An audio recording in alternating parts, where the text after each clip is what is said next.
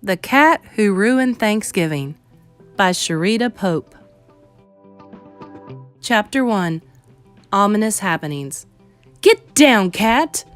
Mrs. McConway lifted Genevieve by the scruff of her neck, carried her from the kitchen counter, and dumped her unceremoniously on the floor. Cat? Genevieve shook herself, meowing indignantly. She was not a cat. She was the ruler of this domain, supreme master of the household. Or at least she had been, until Mrs. McConway began bustling around the kitchen, doing strange things with the largest dead bird Genevieve had ever seen.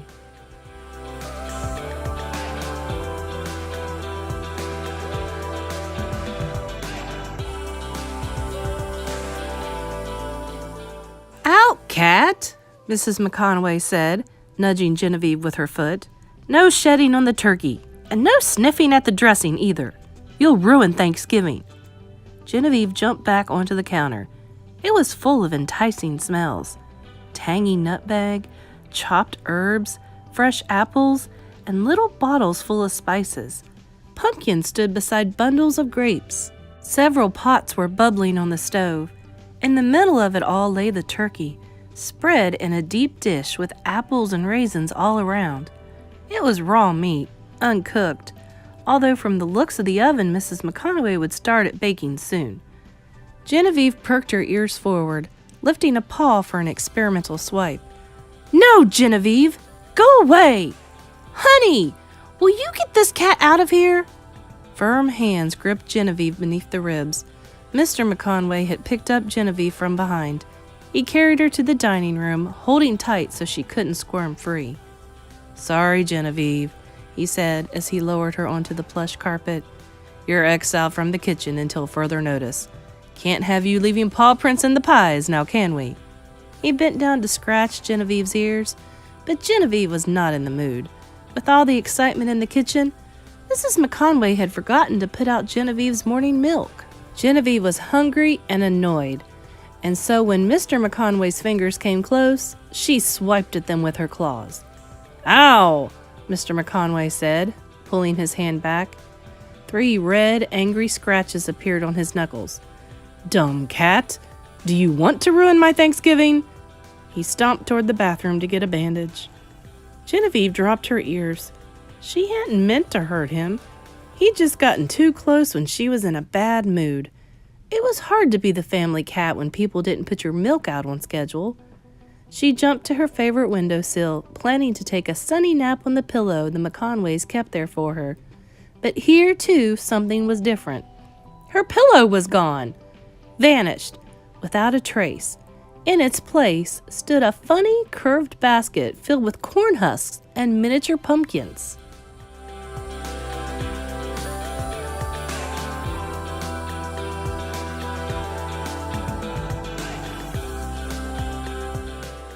Genevieve sniffed at one of the pumpkins, a small one, barely larger than an apple. When she batted it with her paw, it rolled away from the window, teetering on the edge of the shelf. Then it fell onto the carpet. Genevieve jumped in surprise, her front feet rising several inches.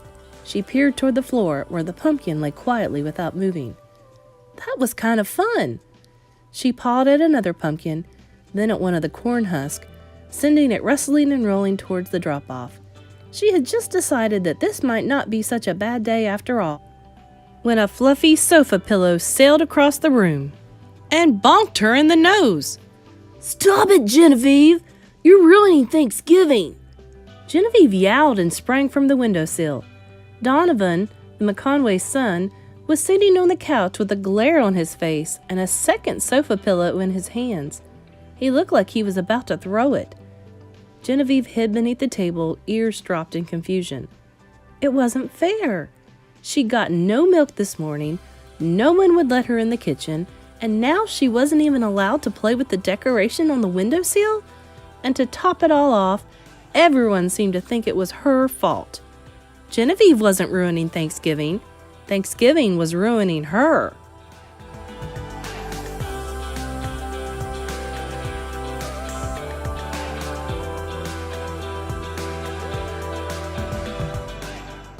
She slunk between the chair legs, watching to be sure Donovan didn't throw another pillow. What had happened to her beautiful, well-behaved family? Why weren't they acting the way they usually did? The front door slammed open, and a familiar pair of tennis shoes with glittery pink laces appeared. Lisa! Genevieve perked up. Lisa was the McConways' daughter, and she loved cats. Genevieve ran to Lisa, hoping for a bowl of milk or at least a quick kitty treat. But here, too, she was disappointed. Not now, Genevieve, Lisa said, shouldering her bag. I have to clean my room before the guests get here. Can you believe it? Grandma and Grandpa are coming, and Uncle Mo, and even Great Aunt Sandy, who's been so sick lately. She darted up the stairs, leaving Genevieve frozen in shock. Lisa never came home without giving Genevieve a kitty treat. It simply wasn't done. But now, in the space of an hour, every single member of the family had rejected her. It was as if they didn't want her anymore.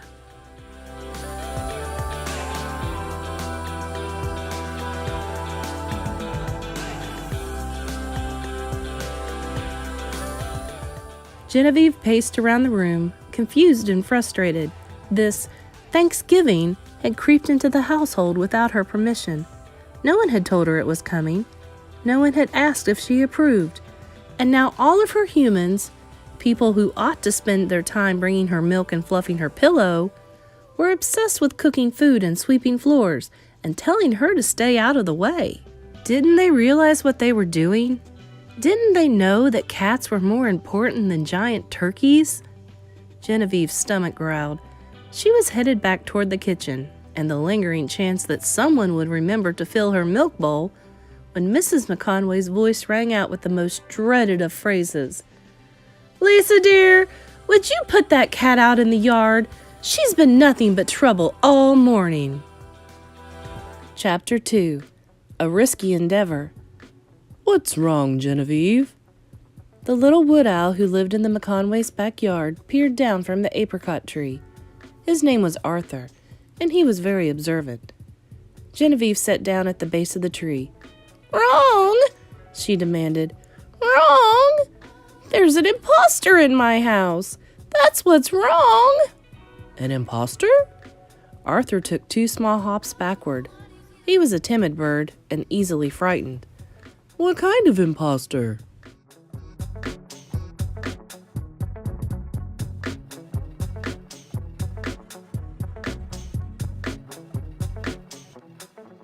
An intangible imposter. That's who. Ever since Thanksgiving moved into town, the McConways have been neglecting me. Arthur cocked his head, confused. But Thanksgiving comes every year. It's a celebration of gratitude and kindness. Well, I don't see much kindness or gratitude happening this year, Genevieve said angrily. She prowled along the grass. I don't understand it. Haven't I been the perfect house cat? I sit on laps. I purr when they pet me. I don't even sharpen my claws on the furniture. The McConways ought to be grateful. But are they? No. As soon as a turkey-toting holiday shows up, I get shoved in the doghouse. The doghouse? Arthur looked confused. But you're a cat. Why would anyone put you in a doghouse? Not a real doghouse, Arthur. It's an expression. It means... Genevieve paused, a devious gleam lighting her eyes. It means Thanksgiving and I are at war. War? Isn't that a little extreme? Thanksgiving will be over by tomorrow. Surely the two of you could just get along until then? You don't get along with an enemy, Arthur. You conquer it. Genevieve lifted her head imperiously. If I let this slide by, what do you suppose would happen at Christmas? What about Valentine's Day?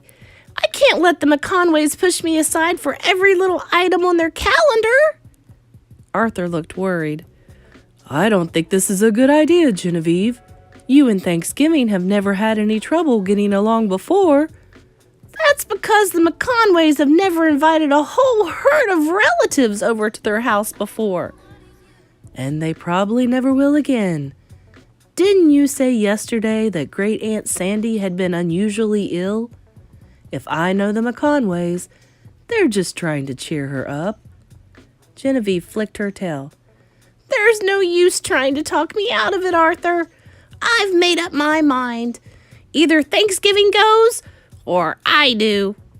She stretched out her claws, sharpening them along the ground.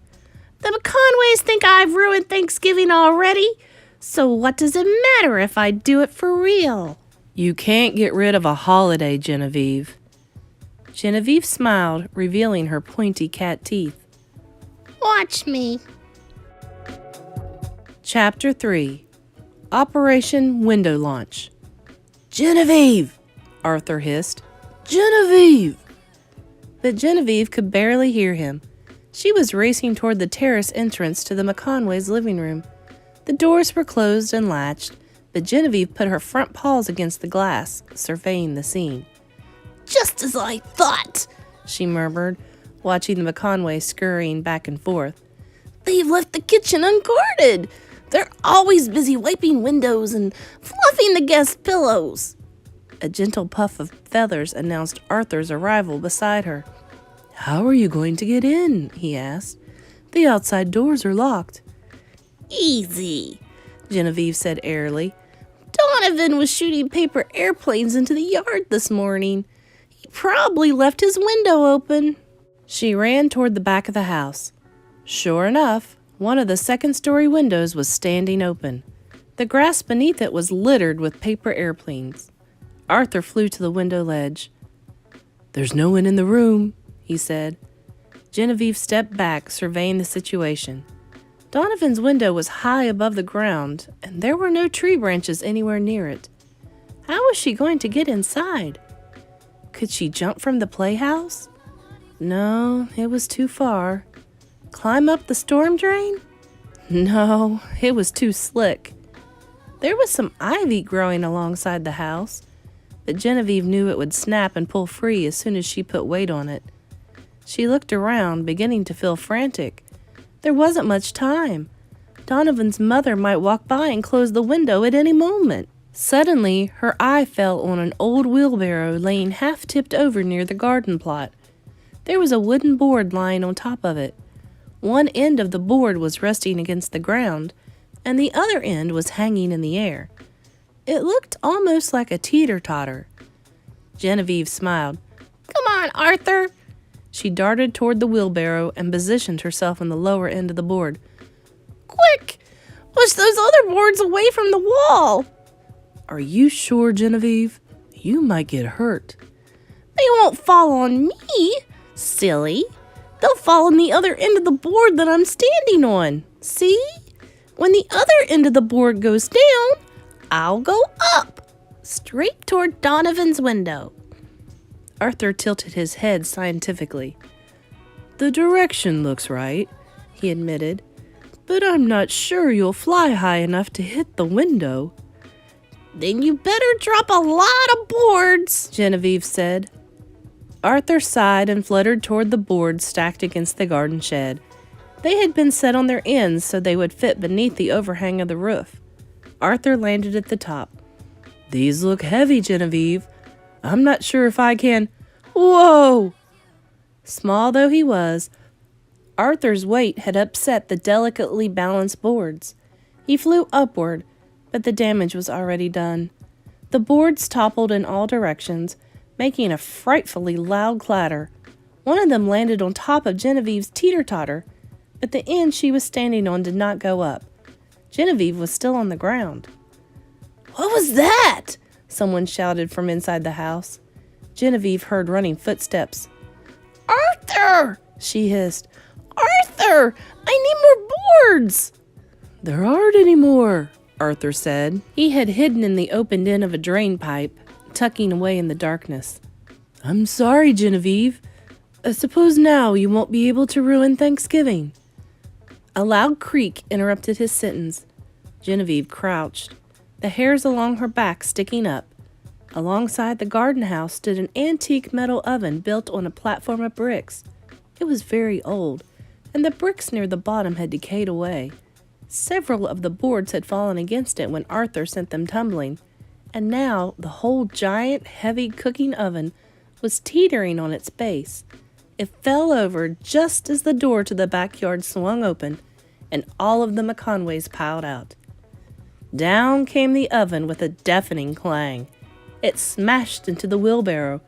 The board beneath Genevieve shot upward, and Genevieve launched into the air. She flew like a rocket, a yowling, frantic ball of fur with claws waving in all directions. Up she went, and farther up, right over the heads of the McConways. They were all looking at the collapsing oven, and so they didn't see her. She kept going, higher than Donovan's window, right onto the roof of the house.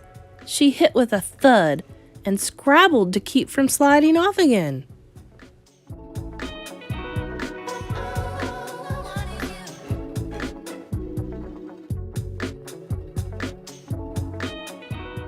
"Well," Mr. McConway said, "I guess we won't be fixing up that old oven after all."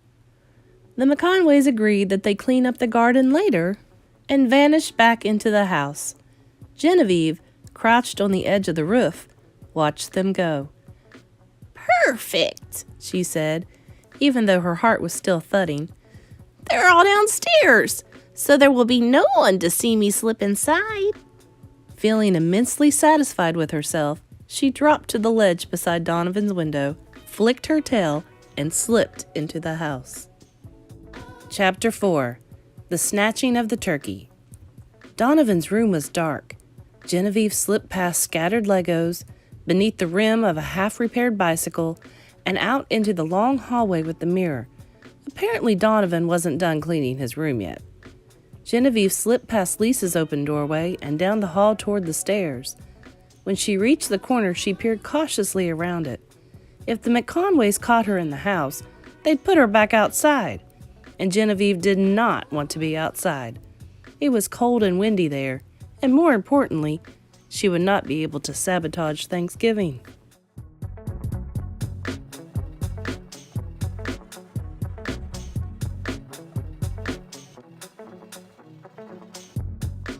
She slid down the stairs like black silk, soundless and almost invisible. At the bottom, she ducked into the shadow of the big grandfather clock. A pair of feet hurried past, then another. When there were no more people in sight, Genevieve shot like a bullet across the living room floor, slipping into the kitchen just as the door swung closed. "I have you now," she thought, eyeing the turkey in its heavy casserole dish. The turkey was the central element of Thanksgiving. Mrs. McConway had been talking about it for weeks. Where to buy it, how to thaw it, what to serve with it. If Genevieve destroyed the turkey, all of Thanksgiving would be ruined. The family dinner would end in chaos. The guests would leave hungry, and the McConways would never again celebrate a holiday that caused them to neglect their cat. It was a foolproof plan. Genevieve jumped onto the kitchen counter, but it was so full of dishes and spice shakers that she didn't dare cross to the turkey. She might knock something over, and that would bring Mrs. McConway running to see what had happened. Instead, Genevieve climbed onto the window ledge above the sink, then jumped on the top of the dish cupboards. From here, in the narrow space between the cupboard and the ceiling, Genevieve had a full view of the kitchen. She could see everything. The biscuits rising on their baking sheets, the eggs sitting in their open cartons, the oven preheating on the far side of the room, and the turkey, monstrously large in its casserole dish.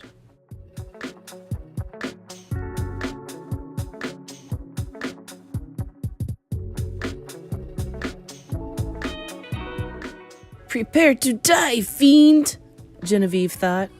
She swished her tail, tested her claws, and prepared to drop upon the traitorous bird in a frenzy of feline fury. But just then, the door to the kitchen swung open. Genevieve ducked backward, hoping she hadn't been seen. She watched, motionless, as Mrs. McConway hurried into the kitchen, checking pots and adjusting the temperature on the stove. She put away several of the spices, laid out a can of cranberry juice, and pulled open the door of the oven. Then to Genevieve's horror, Mrs. McConway lifted the dish with the turkey and slid the entire monstrous contraption into the oven. Chapter 5. Great Aunt Sandy. The oven door clanged closed. Mrs. McConway went back into the living room. Genevieve remained atop the cupboards in shock astonishment. She was too late. The turkey was immune to her now, safely cooking in the iron armor of the oven. She couldn't ruin Thanksgiving. She couldn't return the household to normal. The McConways would continue to ignore her. Maybe they'd never remember to refill her milk dish at all. Genevieve's whiskers drooped. She crouched atop the cupboards, hungry and miserable. Then, to make matters worse, the doorbell rang. Voices rang from the living room, jabbering cheerfully. Genevieve heard the squeal of children and the stately voices of the elderly, all laughing and talking at the same time. Come in, Mrs. McConway said. Sandy, here, let me push your chair. Genevieve crept to the kitchen doorway, curious.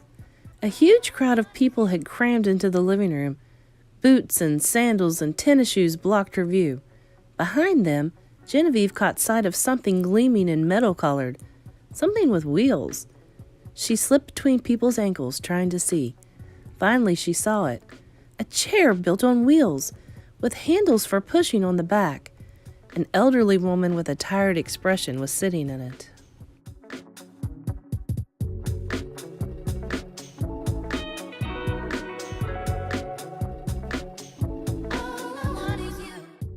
The woman noticed Genevieve. Oh, what a beautiful cat! Genevieve jumped in surprise. She had forgotten that she was trying not to be seen. Would the McConways put her outside now? Her name is Genevieve, Lisa said, lifting Genevieve in her arms. Genevieve, I'd like you to meet Great Aunt Sandy. Hello, Genevieve, Sandy said. Her voice was warm and soft. She reached out to scratch Genevieve behind the ears, and Genevieve led her. Sandy's eyes filled with tears. Oh, it's been so long since I've had a cat to cuddle, she said. My cat died several years ago, you know. Something happened inside of Genevieve, something warm and wondrous and glowing. Suddenly, her empty stomach didn't seem so important. Neither did the way the McConways had been ignoring her. She looked at Great Aunt Sandy, who seemed so sad and lonely, and felt that this woman needed her. Not forever, of course, but for an hour or two, perhaps for the whole evening. Genevieve wriggled from Lisa's grip and put her front paws on Great Aunt Sandy's knees. There was a lap blanket covering the old woman's legs, a red and green plaid with stripes of different thickness. Genevieve hopped into the blanket and settled into the sick woman's lap. Great Aunt Sandy stroked her gently. Huh, Miss McConway said, pausing on her way to the kitchen. That's funny. Genevieve's been underfoot all morning, but now she's as calm and well-mannered as you please. I wonder what changed. Oh, I know a thing or two about cats, Great Aunt Sandy said, stroking Genevieve's fur. For example, I think this one's hungry. Her stomach is growling. I'll get her some milk, Lisa said, heading towards the kitchen. Can she eat some of the turkey later? Donovan begged. Can she? Please? Everyone else gets to eat yummy food for Thanksgiving. Well, Mrs. McConway said, maybe she can have a little bit of turkey. The room filled with joyful noises. Lisa brought a saucer of milk. Donovan appeared with some kitty treats. Everyone sat down, and Great Aunt Sandy told stories about her cat Bobby, while the smell of roasting turkey began to fill the air. Genevieve, her tummy full at last, settled onto the blanket and began to purr. Perhaps she and Thanksgiving were going to get along after all. In fact, perhaps she and Thanksgiving were going to become very good friends. Cheerful and satisfied, she snuggled down to wait for dinner time. The end.